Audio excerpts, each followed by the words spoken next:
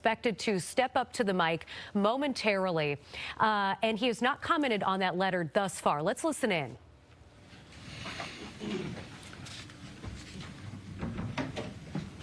Good morning, everyone, and thank you all for being here.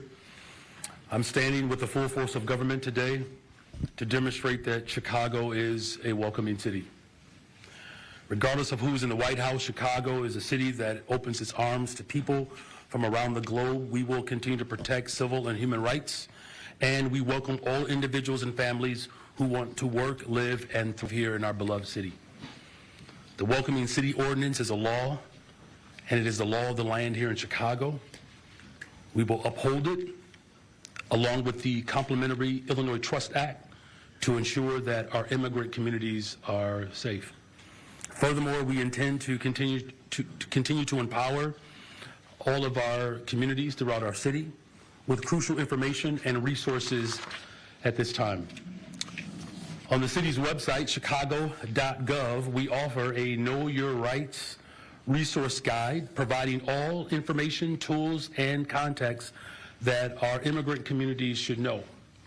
The full force of government, from my office, city departments, as well as all of our agencies, are in direct communication with businesses, schools, hospitals, houses of worship, and community organizations across the city to ensure that we are responding to our community's needs. I highly encourage everyone to review our Know Your Rights guide and familiarize yourself with the ways that you can protect yourself, your family, and your neighbors. As a city, we are working together to share and spread the crucial information. City leadership and I remain close in our communications. We will continue to work closely with the Chicago Police Department to continue to monitor this situation. We stand together firmly in our welcoming city status, as well as our commitment to protecting all residents of the city of Chicago, no matter where you come from or how long you've lived here. Thank you for that, and I'm happy to answer your questions. Good morning, Mayor. Good morning. You've been invited to speak before Congress. Will you go, and what do you expect to tell them? I'm going to turn that over to my corporate counsel, Mary Richardson-Laurie. Good morning, Mary Richardson-Laurie, Corp Counsel. We did receive an invitation from the Oversight Committee, and it is under legal review, so we are not able to respond directly to your question in terms of whether he will go. It is a communication, and we'll be making legal determinations as to the substance of that communication. Mayor, if we could follow up with you just on that, would you be inclined to go if your legal representation tells you that you should? And Mayor, I'd love to hear from you if you would. Mary Richardson-Laurie Corporation Counsel. I appreciate the question and the interest. It would be premature to talk about going until such time that we've properly digested all the legal issues as well as the other substantive aspects of the communication from the Oversight Committee. So you're not even clear right now whether he could be compelled to go? It's an invitation that we have received. It is not a document that compelled.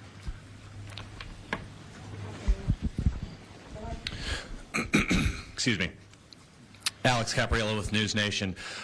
We do know that the Trump administration has threatened legal action against sanctuary cities that hold similar to your welcoming city ordinance. So I'm wondering if this was a discussion since President Trump became the president again for a second term, knowing that this sort of invitation might be coming, and how the city of Chicago might have been preparing for this moment. Well, again, regardless of who's in the White House, we're going to project our values and what working people across this city have asked for. They have asked for investments and opportunities to make sure that they have the ability to afford to live in this beloved city, to make sure that their children can go to a school that's within their neighborhood, that's fully funded, to have reliable transportation, environmental justice, all the investments that we're making. That's what the people of Chicago are experiencing in my administration. So again, regardless of who's in the White House, it's not going to be a determinant on whether or not we're going to hold up to our values. We are a welcoming city.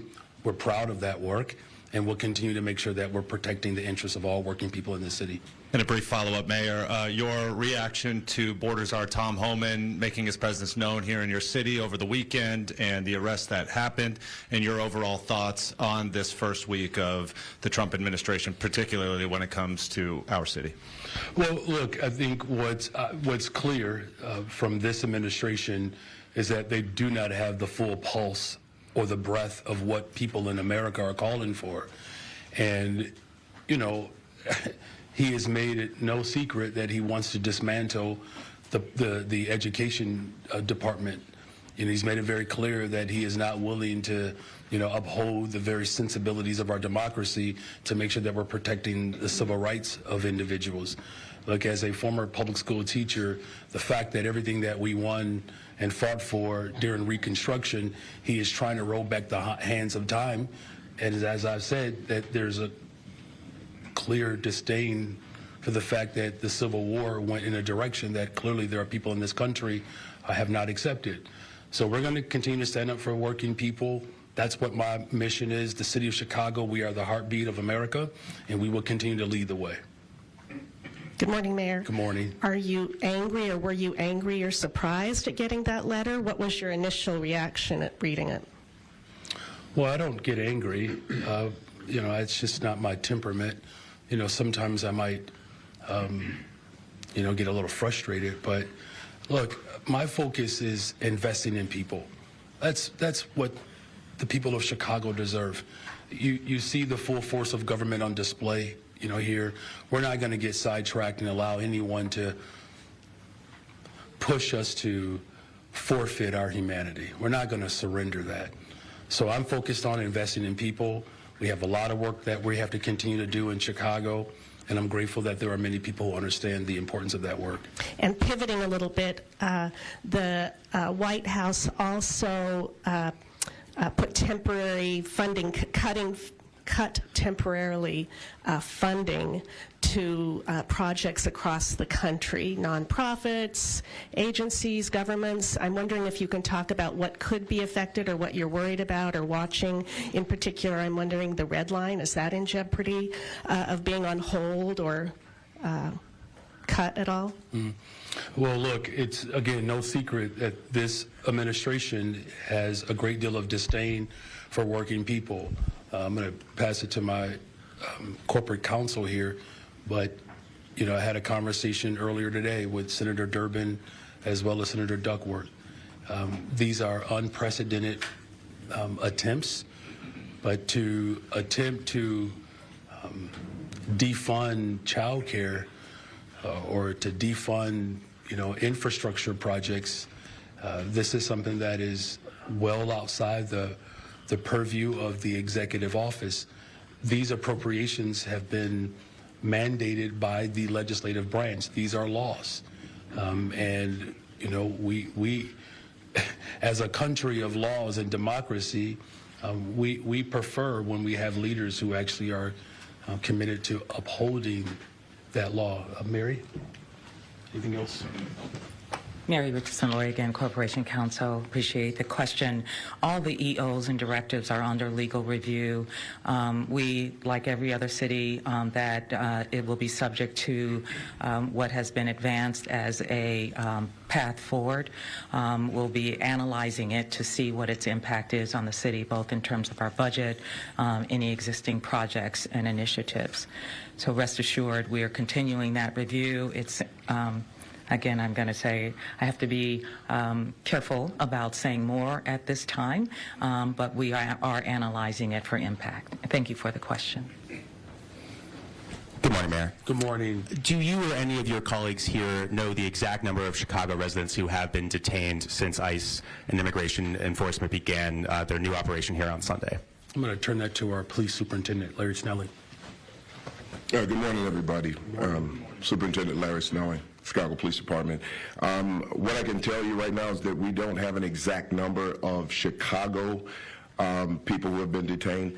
But what I can tell you is that the number in the Chicagoland area exceeds 100.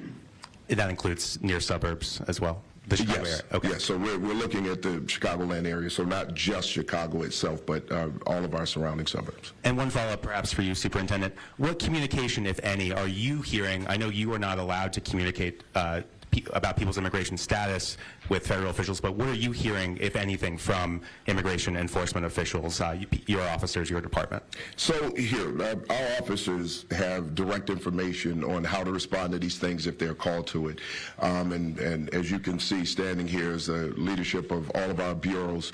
That communication goes out to our officers and the leadership and who's to respond if officers are called to a location that pertains to immigration.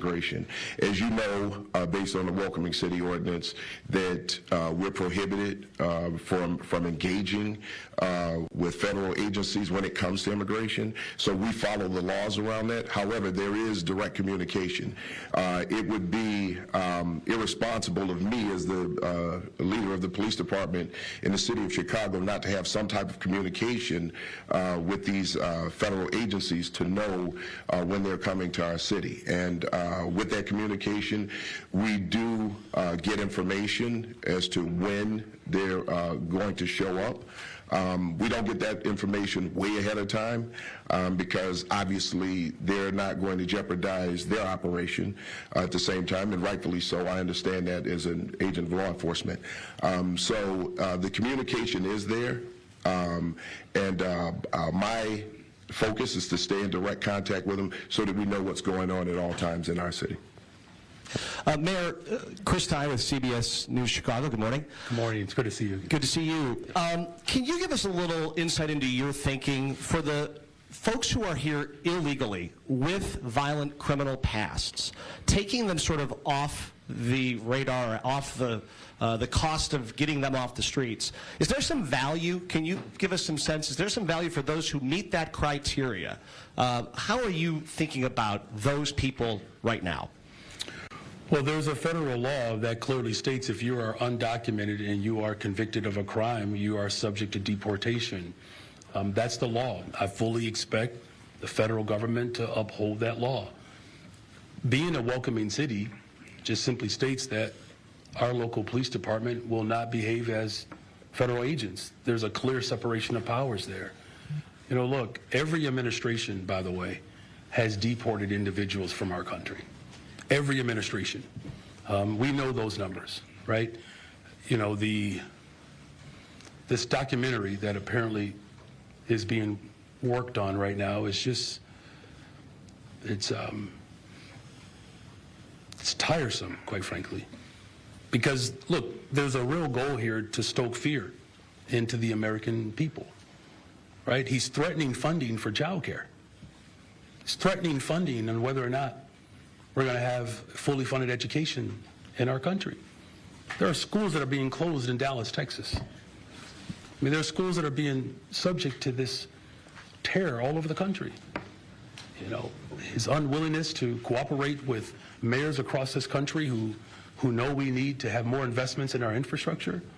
That's what I'm thinking about every day, because that's what the people of America are thinking about. How are they going to put food on their table? No answer from this administration. How are we going to ensure, you know, that our communities have affordable homes? There's no answer from this administration. You know, how are we going to lower the prices of groceries? No answer from this administration. And so, yes, that's tiresome because there's a whole host of elements in which this administration has threatened, and this idea that somehow because you put your name on a piece of paper, you deserve an A+, that's not how leadership works. That's why the city of Chicago, we're leading the way to make sure that we are standing up for working people, and we will continue to do that. Follow-up question. The vast, vast majority of those who are unauthorized immigrants in this country are in California, Texas, and Florida. Why do you think that the Trump administration is focusing in on Chicago?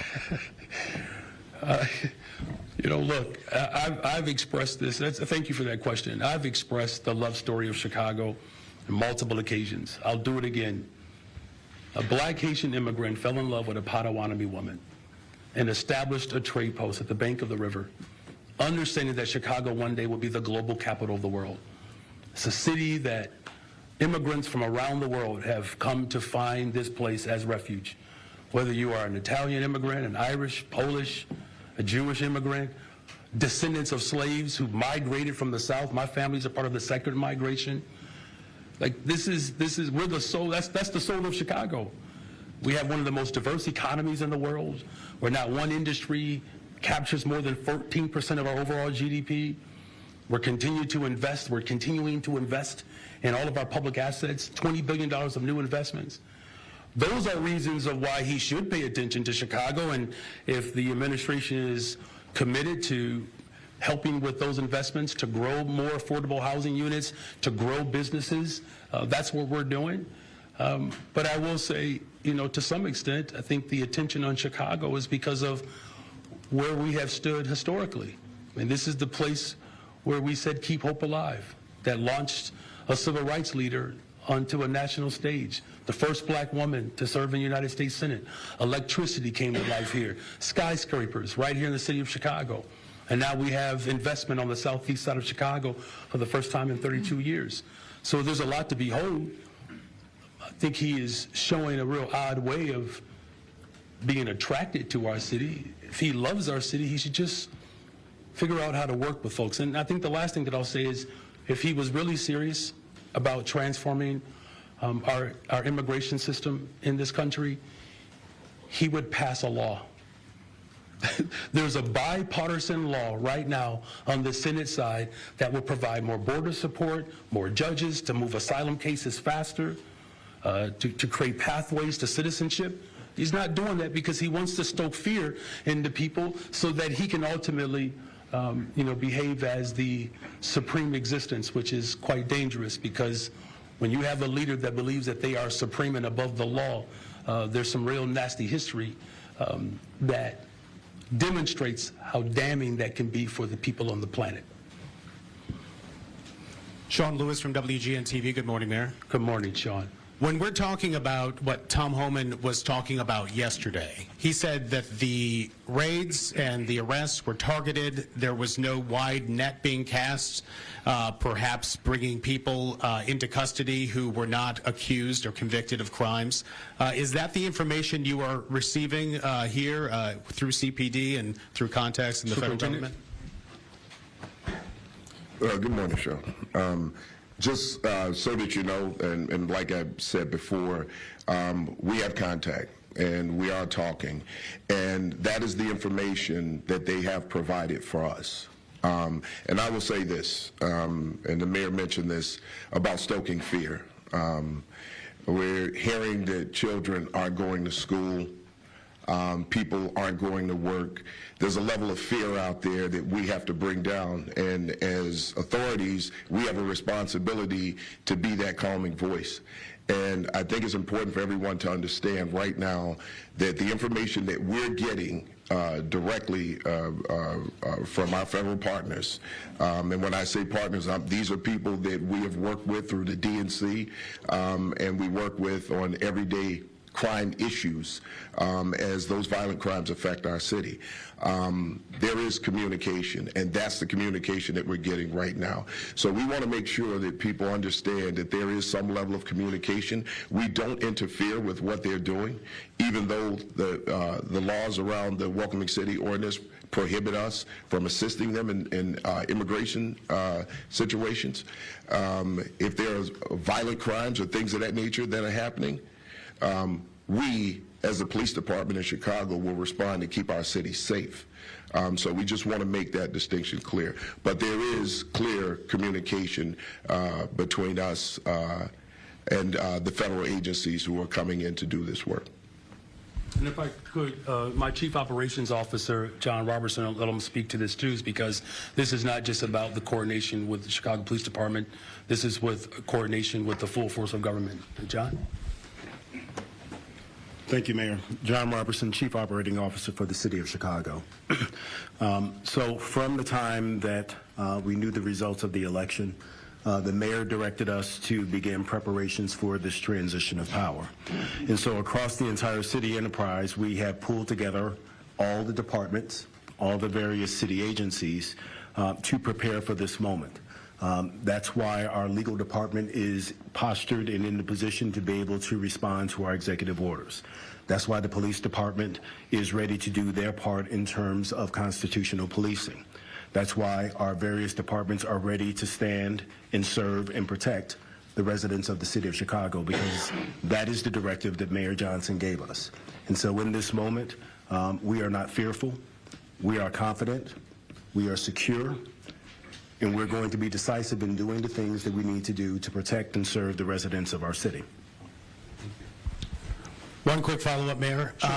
When you see a memo come out about pausing federal funding, do you see that perhaps as a way to encourage sanctuary cities, welcoming cities to change policies because cities like Chicago rely on federal funding to keep its operation going? Well, look, I'm not going to speculate, the impetus behind, that letter.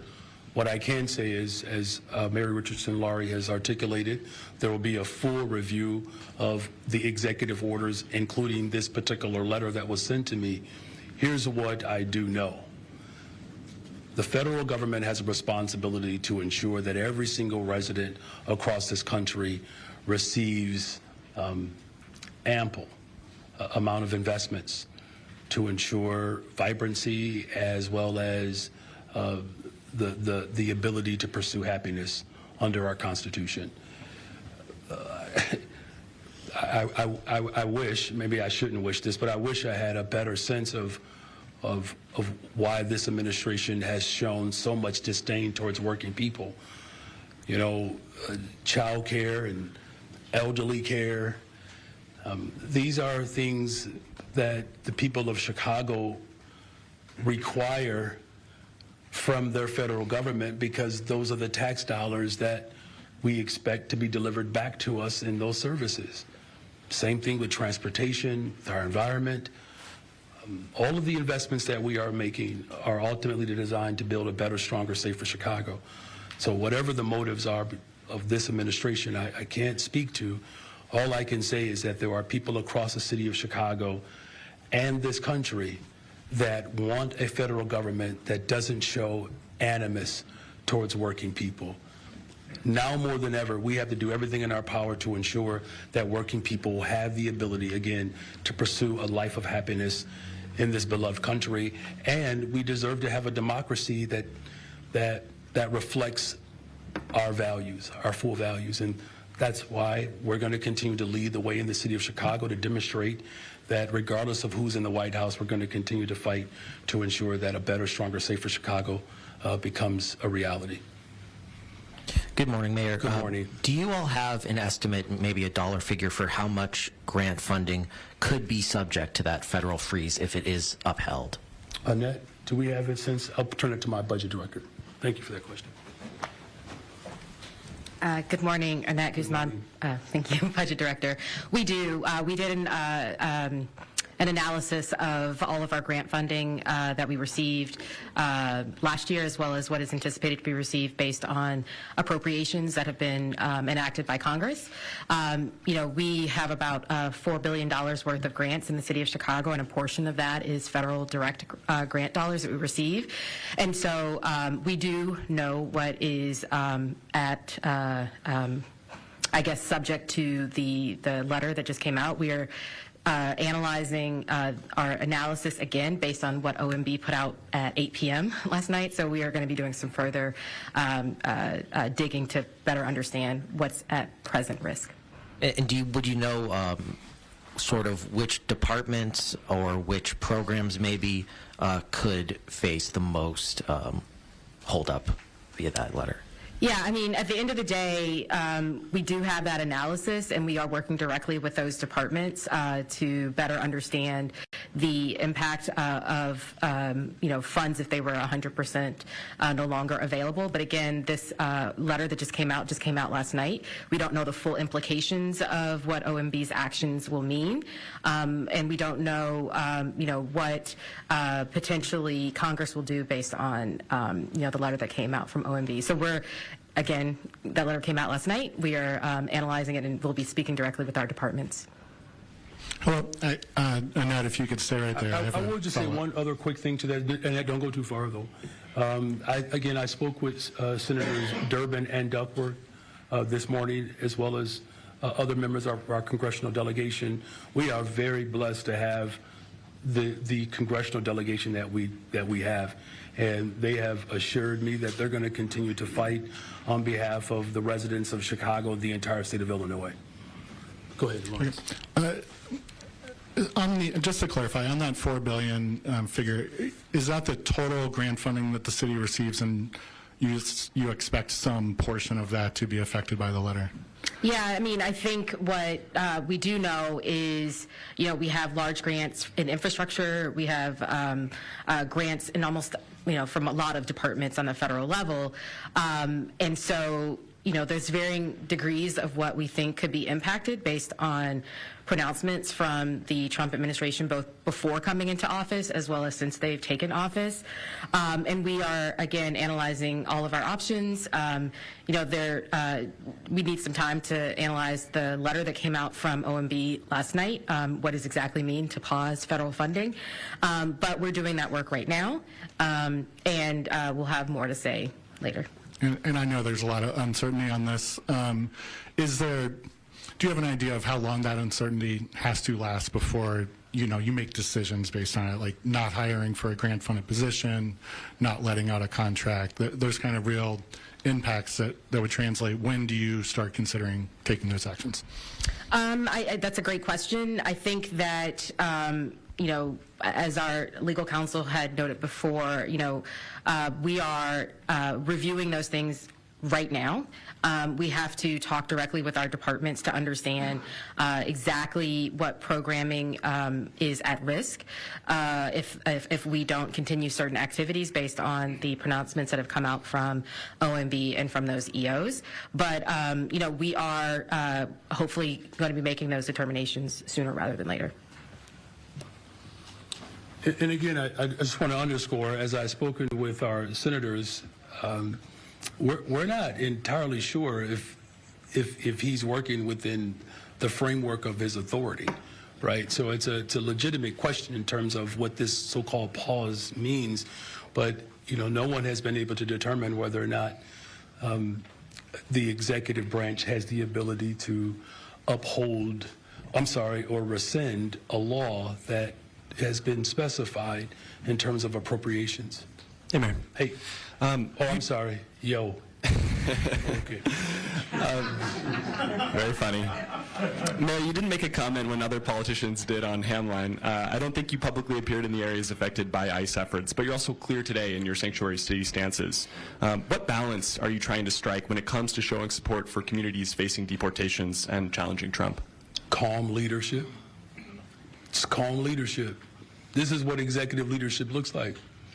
Look, I have an incredible team. There's a lot of people who serve this city, whether you're in the police department, public health department, budget, streets and sanitation, our public schools, or city colleges. As I've expressed, our chief operations officer has a responsibility to continue to bring people together to ensure that there are procedural protocols that we maintain.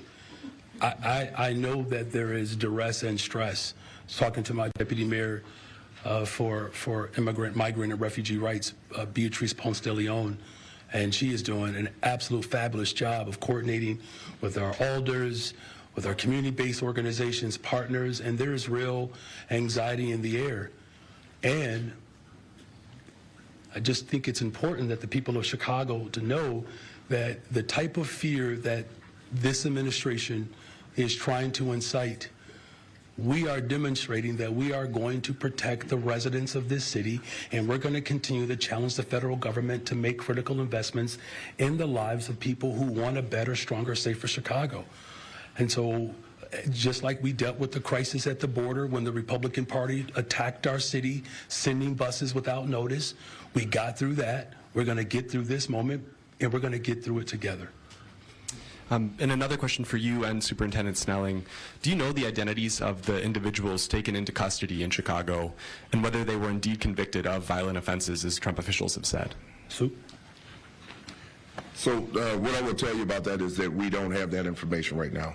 We leave that to the federal agencies who take those people into custody. But again, and I'll say it again, what has been communicated to us, and this was communicated to us directly from the federal agency, that they're looking for people with criminal convictions. So we're staying focused on what we do as a police department for the city of Chicago and keeping people safe. But we also want to put a message out to people that there's no need to be afraid to show up to work. There's no need to be afraid to go to school. If you know that you are a law-abiding citizen here in the, or just a law-abiding individual here in the city of Chicago who, wants to work and provide for your family, show up to work. The kids need to be educated, and let's take the fear out of it. Good morning, Mayor. Good morning. What communications did CPS officials make to your office on Friday before they told the press that there was an ICE raid at Hamlin Elementary? Gary? Good morning, Deputy Mayor Gary Gatewood. The lines of communication will be stronger. This is why we waited to make sure we verified information before information was out. But the lines of communication with CPS and all of our agencies will be stronger. As the mayor mentioned, this is some of the work that our COO is leading. Can you be more specific on how the protocol will be improved? Because it did seem like from our end that the sister agency was not in lockstep with City Hall. Yeah, the protocol will be improved because our COO is leading that effort to make sure people understand their roles and responsibilities and making sure those protocols are followed going forward. Cool. Mayor Johnson, there are over 400,000 illegal aliens, migrants in the state of Illinois, city of Chicago. Many of them have criminal and deportation orders. There are, at best, because of Chicago's sanctuary city policy, a revolving door policy towards illegal aliens who have committed the most heinous of crimes. Chicagoans are asking me, what would it take for you to perhaps take their safety and their security seriously? What if something were to happen, if an illegal were to rape, rob, murder, commit a hit and run against you or Stacy, your wife, would that be enough for you to take this public safety crisis seriously? Well, safety is our top priority, and we've already made critical investments in the city of Chicago to continue to build safer communities. That's why in every major category, violent crime continues to go down because of those investments. And so the federal government has a responsibility that if there are individuals that are undocumented that have been convicted of a crime, that is their responsibility to apprehend those individuals and deport them. That's nothing new. Every administration has done that. Some administrations have been aggressively working to deport individuals. I believe between 2006 and 2016, I believe it was about 2 million individuals were deported. So this is not unprecedented in that regard. But the federal agents that have the responsibility to detain and deport undocumented individuals that have been charged or, convicted of a crime, that is their responsibility, and I fully expect them to uphold the law. The people of Chicago tell me that your answers are nothing more than double talk, word salad, pre-scripted PR statements. Tom Homan showed up in Chicago and within 24 hours found a convicted sex offender who has been living in our city since 2009, flouting the sex offender registry.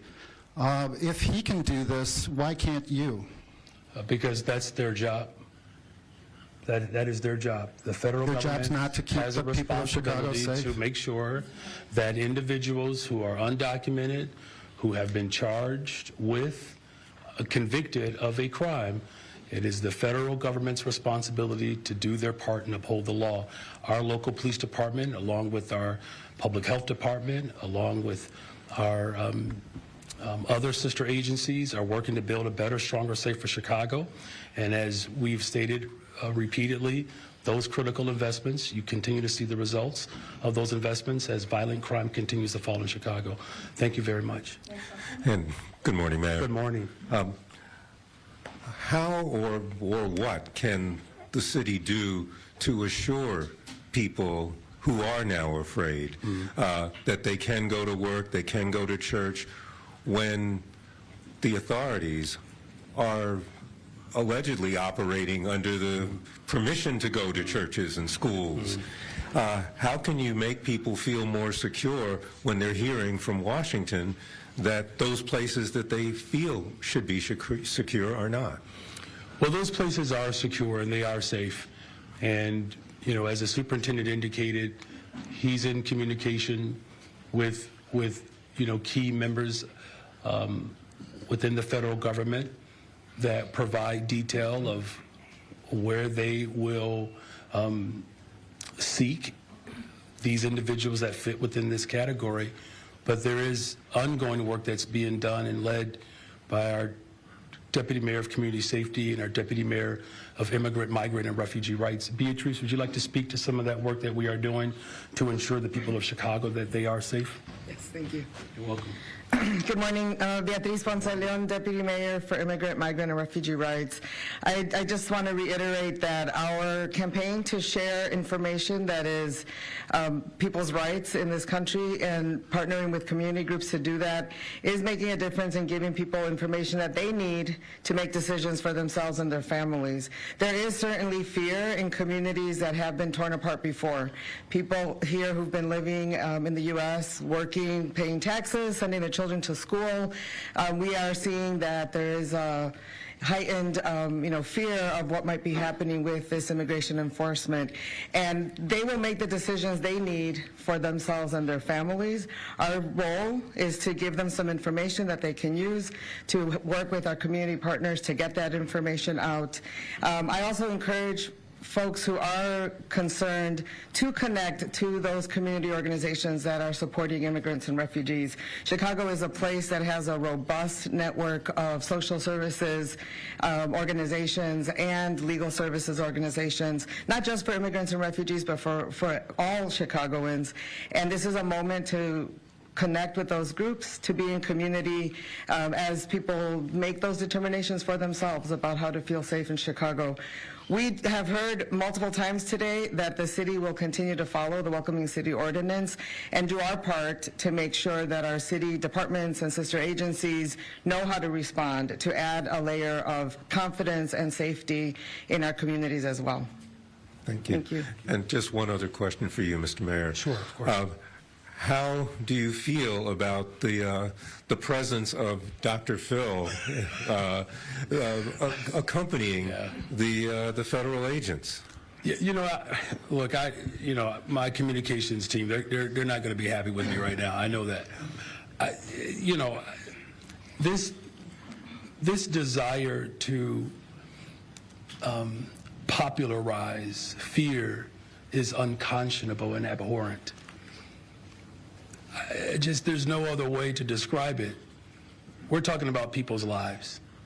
Look, we're all committed to making sure that we have safe communities, all of us. I have not met anyone, regardless of your political ideology, that you don't want safe communities. I mean, I think we can fundamentally agree as Americans, as global residents, that we want safe communities. Now, there are debates around how we get at having safe communities. And that's fair. That's what democracy should lend itself. But to use this moment to popularize fear is something that is unconscionable, and we fully reject the level of intimidation that this administration is trying to uphold. We're Chicago. We're built different, and we're not going to be afraid of anybody that is threatening the livelihoods and our economic structure in this city. look, we fought hard to get $432 million from the federal government to assist the west side and south sides of the city of Chicago who experienced flooding. We fought hard to make sure that that red line extension, the $1.97 billion to finalize the extension, these are real dollars for the people of this city. And with all the work that we have to do to build and to strengthen our economy, the last thing that anybody would have ever expected from someone with that level of power is to threaten, to popularize people's fear, and then work to intimidate, to withhold federal dollars to ensure that we can have better, stronger, safer cities. So, you know, I don't, this was not the ideal way in which I wanted to end up on Dr. Phil, on his show, but, you know, for whatever it's worth, just know that we are not entertained, but we are very much determined to continue to ensure that working people are protected in this city. Hi, Mary. Hi. You know, earlier we heard Superintendent Snelling say, you know, we don't interfere with ICE. In the letter sent from Rep. Comer, it refers to the city's policies as misguided and obstructionist. What's your response to that language? Mary? Mary Richardson Laurie Corporation Counsel. I respectfully disagree. We have set forth a series of guidelines within the framework of the law. We understand what the law requires of us. We understand if there's a properly issued judicial order, search warrant that is federal. We are obligated to honor it, and we will. I will not lean into rhetoric, but we will lean into what is required of us legally in terms of responding to the moment. So I respectfully disagree. One follow-up for you. You said you're reviewing the EOs and you're reviewing the letter and making a decision on whether or not the mayor would potentially testify. Do you have any sense of when that review would be complete? I do not. I don't want to proffer a timeline. As you are probably aware, there are new EOs being issued almost daily. So we are continuing to review all of those documents, as well as any directives, any letters of communication. All of this ties it together.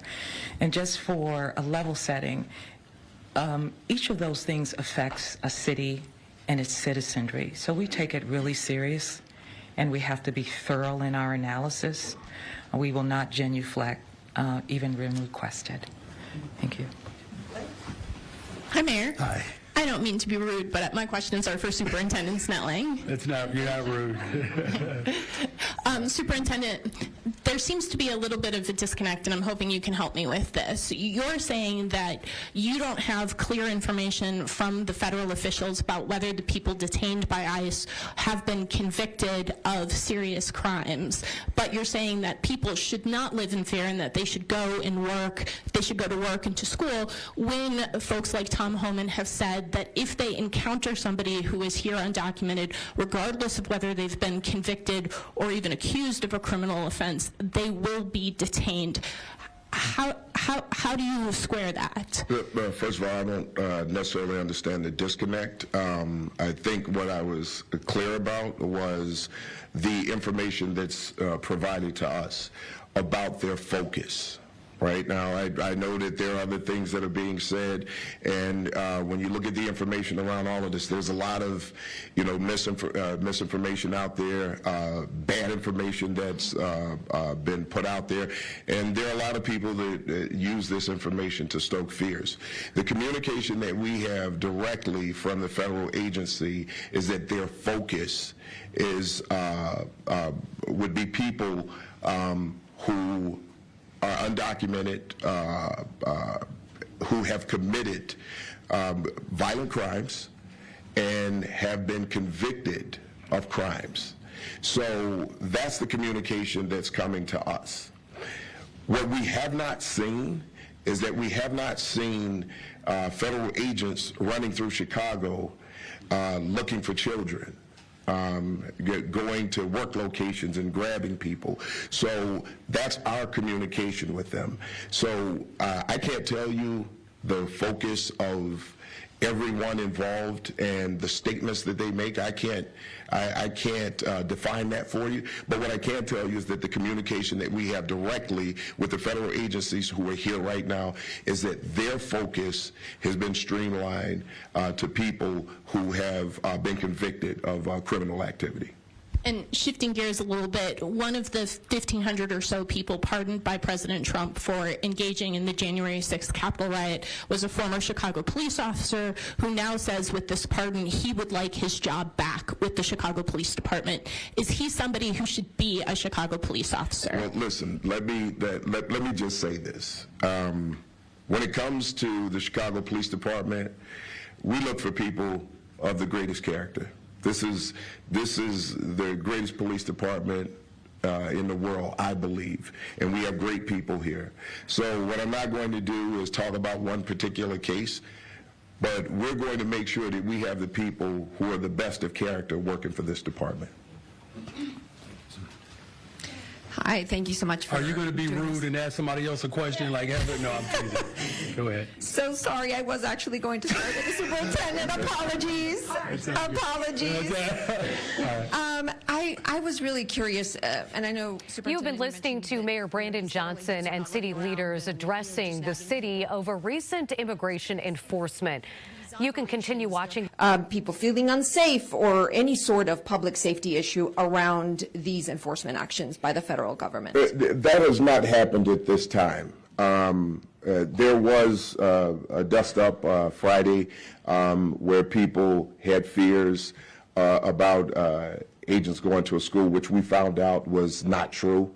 And that's information that I dig into. So when the administration, when the mayor's office needs that information, it's my job to make sure that I provide it to the mayor's office. They were very responsive to the information that we pushed forward to make sure that we tackled that in a way that would bring down the fears of people. But what I will say is this: when it comes to criminal activity, we're the Chicago Police Department. We're going to show up for our city. We're going to make sure that our citizens here and our people here, everyone who is a resident here of Chicago, we're going to make sure that they're safe. No one should be afraid to report a crime, regardless of your status. If you are the victim of a crime, domestic violence, things of that nature, come forward. We as the Chicago Police Department, we're just going to address that crime. That's what we're here for, to keep everyone safe. That being said, if around this particular situation, if there's some violent activity, if there's criminal activity that arises out of this, we as the Chicago Police Department, we are going to respond. This is our city. We want to make sure it's safe. We need to know what's going on in this city. I have a great team who are absolutely prepared to show up and do the right thing, police constitutionally, and we're ready to do whatever is necessary to keep this city safe. Look, when it comes to violent criminal activity, I don't care who you are. I don't care who you are. In this city, we're going to go after you. And it doesn't matter if you're a born citizen here or if you're an immigrant. If you come to our city to commit acts of violence and violent crime, we're going to show up and we're going to go after you. And once apprehended, we're going to prosecute you to the fullest extent of the law. That's what we're going to do to keep our city safe. And then I had one quick follow, because we've been hearing from a lot of people in the community that children are not now going to school because they're afraid.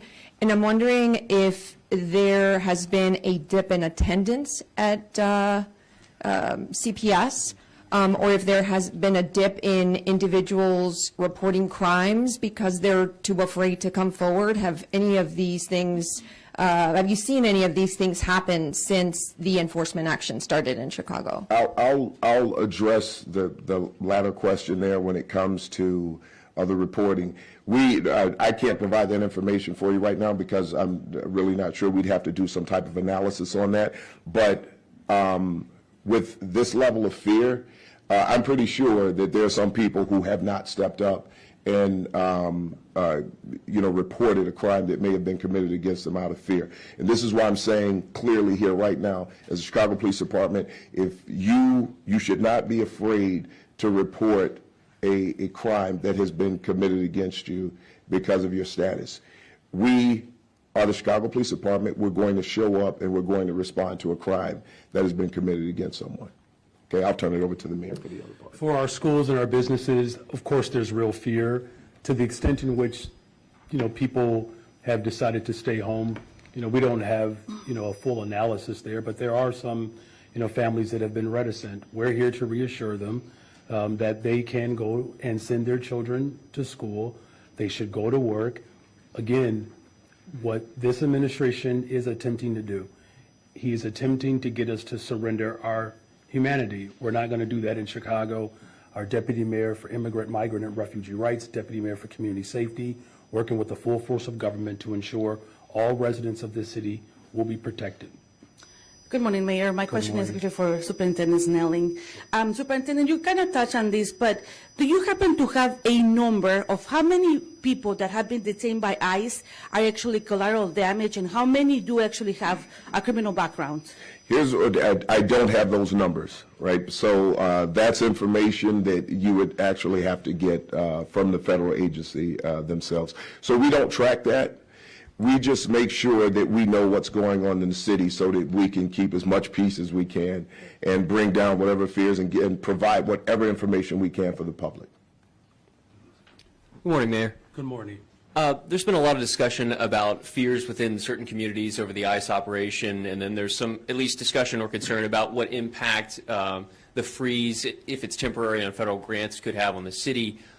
Knowing both of those things, have you considered seeking a meeting or at least a phone conversation with President Trump? Well, look, the federal government withholding dollars that have been appropriated by law, again, this is unprecedented. I've spoken with both of our United States senators, many people in our congressional delegation who have been on Capitol Hill for years. I mean, Senator Durbin has been there. I'm sure he'll blush when I say this, but about as long as I've been alive. I mean, and even he has said that this is unprecedented. There is no script and model for this. It's dangerous. I've also said repeatedly, I'm willing to speak and meet with anyone around how we can build a better, stronger, safer Chicago, regardless of who's in the White House. I'm sure that Frederick Douglass probably bit down hard on his teeth when he had to sit across from people who did not see him as a human.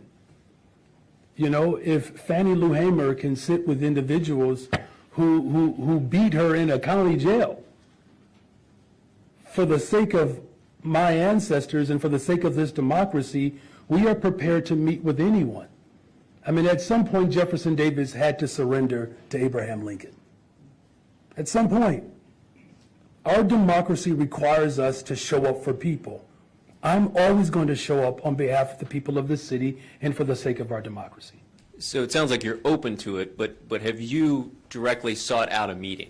I am open to having a conversation with anyone. My number hasn't changed. In fact, my number goes back so far, there are individuals that I didn't even know that still had my phone number that call me and text me. Again, I have had conversations repeatedly with our congressional delegation. If the President of the United States of America wants to meet with me, I'm a phone call away. But okay. All right, thank you very much. So I just want to clarify, you haven't reached out, but you're open to it. Good morning, Mayor. Good morning. I want to ask you a little bit about the potential economic impact of this situation.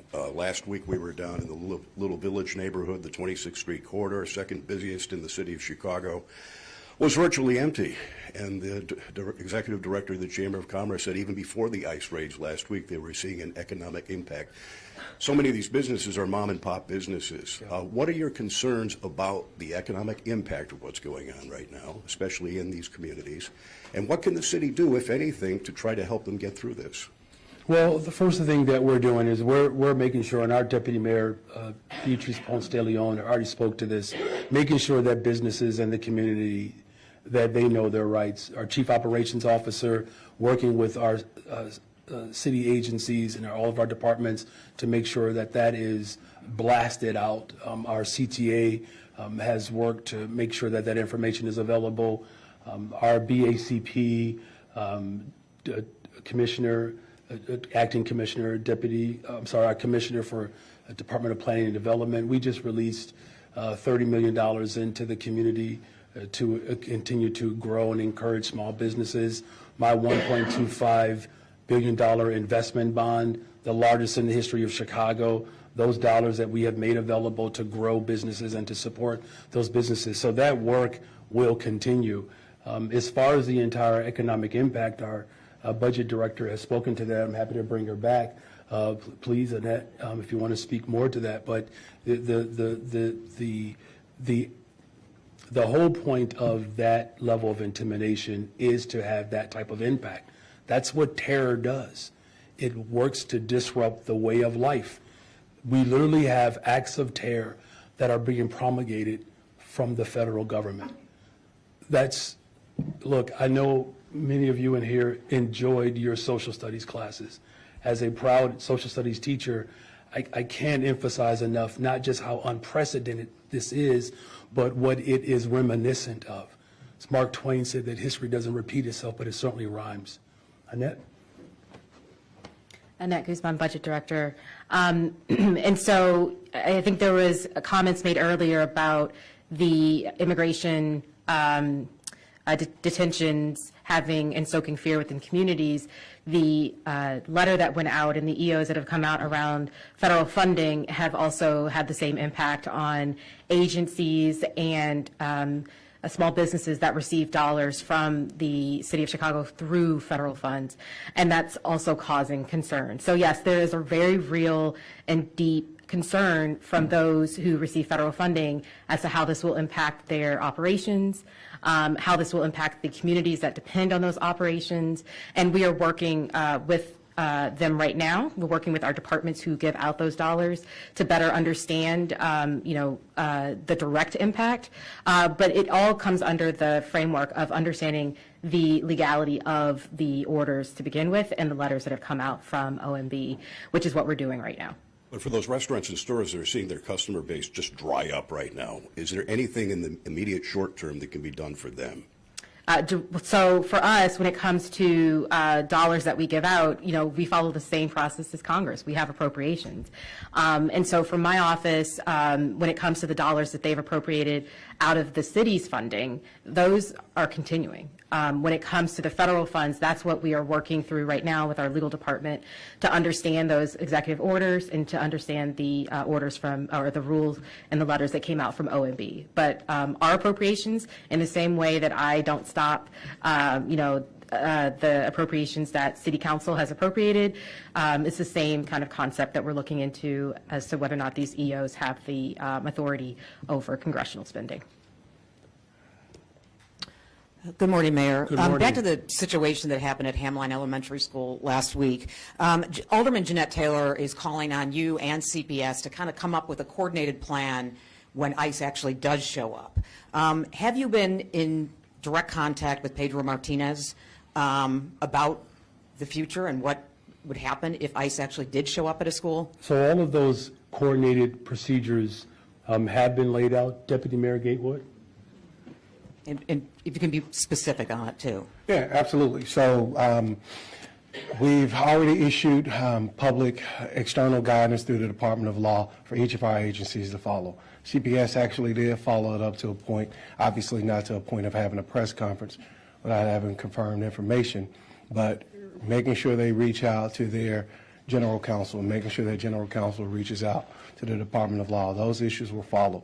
Now, obviously, we'll continue to work with CPS and all of our agencies so they can understand their roles and the procedures when federal agents, not just ICE, come into their schools or into their place of business. This is not the first time this has happened.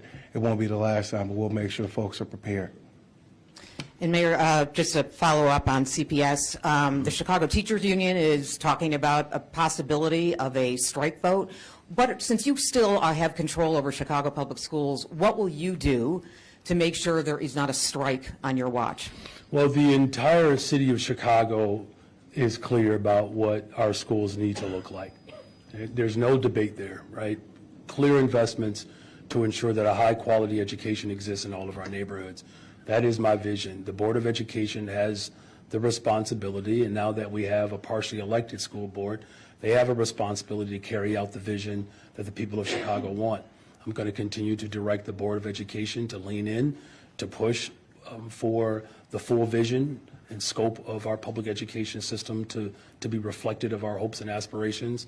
As all of you know, as someone who is a former employee of the Chicago Public Schools, and let me just repeat, a former employee of the Chicago Public Schools. I'm the first mayor in the history of Chicago to actually have taught. I send my children to the public schools here in Chicago because I believe in them. As a parent and as a former educator, it is my hope and wish that the people of Chicago finally are able to realize what we have desired for decades. So I'm going to continue to lean into that vision: sustainable community schools, small class sizes, social workers and counselors, therapists, a full, rich curriculum that includes art and physical education.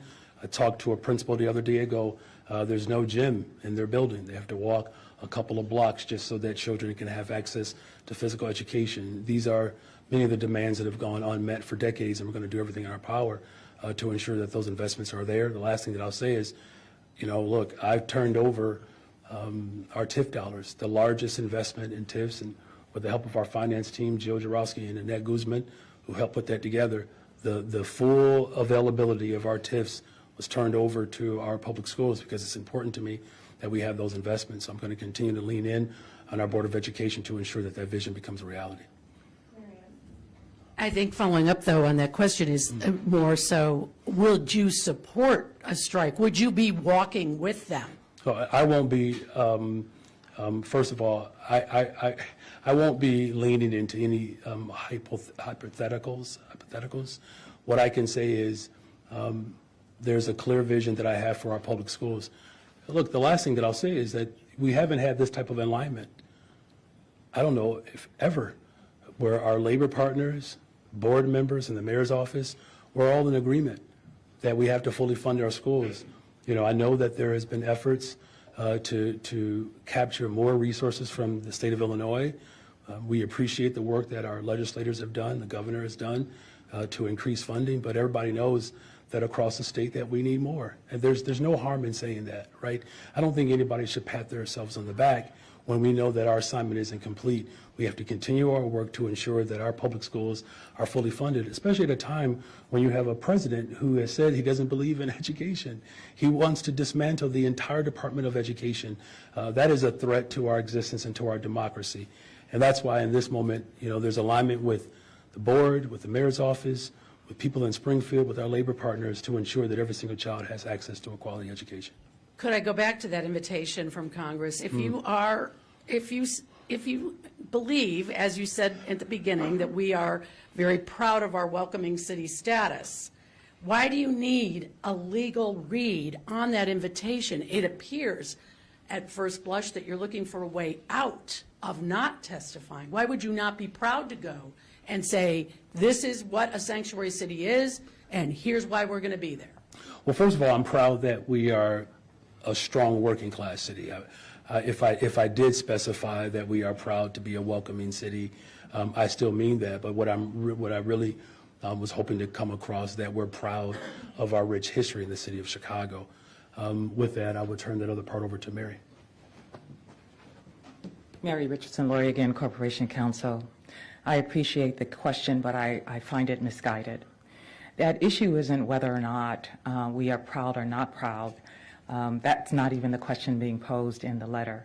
It is a legal inquiry, and we have to respond within that framework. We have to analyze it as any sitting leader and its corporation counsel would do, and then decide impact and how we respond. That's normal course, and we will treat this in that vein. But this is not a question of not being proud of our claim of status of a welcoming city ordinance, nor is it a question of not being proud of our status as a sanctuary city. We're simply needing to take the communication that we've received from them and do the proper legal analysis before this mayor or anyone associated with the city responds. That kind of analysis is going on across all the cities that are recipient of said letter. We are no different. Can I just follow up? If they asked me to come, would they have to subpoena me? I mean, are you trying to force that? The objective isn't to force anything. The objective is to take the letter that we received, do the analysis, and then make any determinations as to how, when, where, and whom responds. Can I ask Superintendent Snelling a question? Sorry. Of course you can. No, I'm sorry. please, Don't want to hurt your feelings. Superintendent, I was wondering if I could ask you about the Illinois Trust Act. We've heard from some other law enforcement officers around the state that they feel it ties their hands. So I guess, do you share that sentiment? Do you wish that your officers could have more of a role in these operations? Well, here's what I will tell you, and I'll answer it like this, because it's very nuanced. It's not as simple as saying that we wish that we could engage. But our officers have seen things in this city, violent crimes, and we have to be aware that when we have people who are committing violent crimes, again, whether you were born here or you're an immigrant, we don't want to see those crimes committed by anyone. I think it's problematic when people come here to, for a better life, and there are people who are here who are working really hard and they want a better life for their children and they're providing for them. For someone to come in and commit heinous crimes in our city against other people. We know for a fact that migrants have been victims of these crimes themselves. So as a police agency, what we want to do is make sure that we're protecting our people from violent criminals. And anytime there's some type of violent action, we're not looking to just engage in immigration deportation. We're looking for those who are committing crimes in our city. Look, we have people who are citizens who we want to prosecute and not see amongst our community members because they're terrorizing our community members. So we don't want anybody doing that. So sometimes it's hard for law enforcement to feel like they're not a part of engaging with our most criminal, our most violent criminal faction out there. So I think it's more of a protectionist mentality where we want to protect the citizens of our city. We want to protect all residents of our city.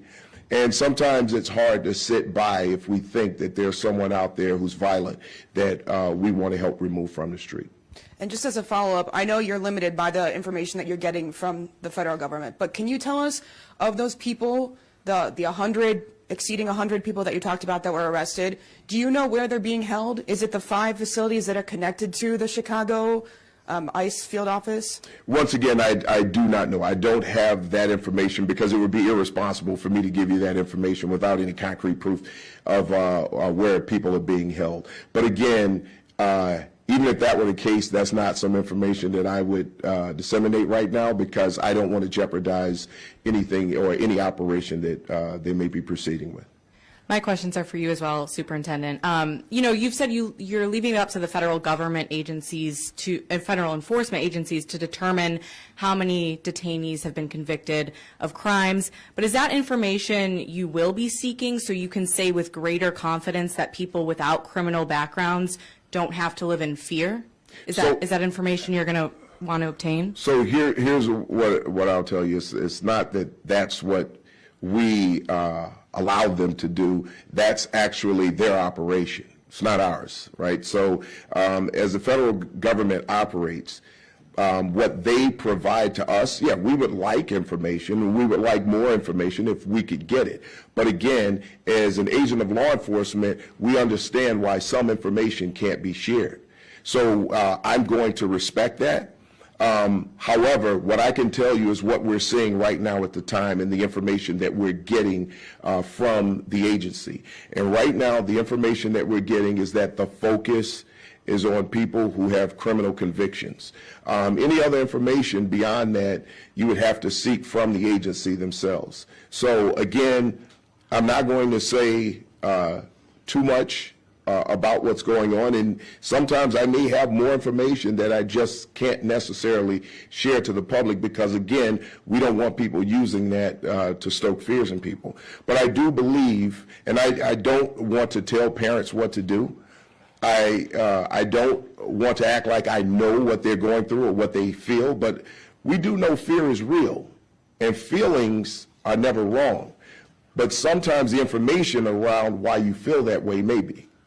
So we want to do whatever we can to keep people as calm as we can in this city, and just to let them know that as the leading law enforcement agency in this city, that we're going to do everything that we can to protect the people in this city. Can you share any more about the type of communication you're having with federal enforcement agencies? Do you know what locations they're targeting ahead of time, or what information are you getting before these arrests happen? So we don't get exact locations of where they're going and what they're doing, but we do have a general area of where they're going to be working. That information is important to us because as they work, we want to make sure that if we have to respond, that we know where we're going to respond. This helps us to decide how many people we're going to have working and how they're going to work in that location. So it's about availability of our officers to respond to situations, just in case something gets volatile, just in case something goes wrong. Again, this is still the city of Chicago. We're the Chicago Police Department, and we're going to respond to make sure that we keep the calm as much as we can. Superintendent Snelling, just to go back to those numbers, of those over 100 people detained in the Chicagoland area, do you know how many of those people had criminal arrest warrants? For example, Bloomberg News was reporting 260 people were targeted in Chicago on Sunday, but just 7 had criminal arrest warrants. Can you confirm any of those numbers? That I cannot confirm because we don't have that information. And a lot of times, information is put out there. We know sometimes things are printed. We don't necessarily know if those things are true. So I can't back up any of that information right now because, again, we deal with what they share with us at this time. Our concern, again, right now, is to make sure that the city is safe and that people feel a level of calm. We know that there's fear through the city, and we know that when people hear those types of reports, it just adds to the fear. So we want to make sure, and I want to make sure, that we give you the most accurate information that we possibly can, but I can't stand here and give you information that I have not confirmed with my own eyes. So it's not even just word of mouth. I actually need to see documentation and paperwork. To just stand here and say, well, I heard this, or this is what someone told me, I'm not going to convey that information until I've proven that myself. And Mayor Johnson, will the Chicago be taking any legal action, against the immigration raids, such as joining the federal lawsuit that immigration advocacy orgs have already filed? Thank you. Mary? Mary Richardson Laurie Corporation Counsel, we continue to analyze our legal options across all EOs, directives, and communications. We won't forecast them in advance, but if we do take said action, you will likely read about it and write about it. Thank you all very much.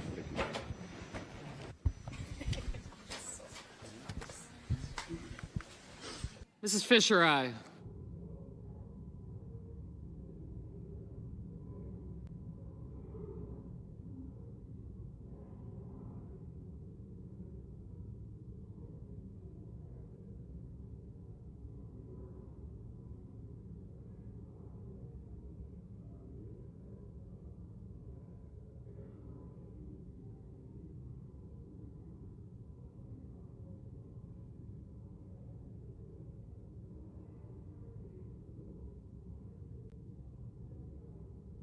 Mr. Heinrich, no. Mr. Lujan,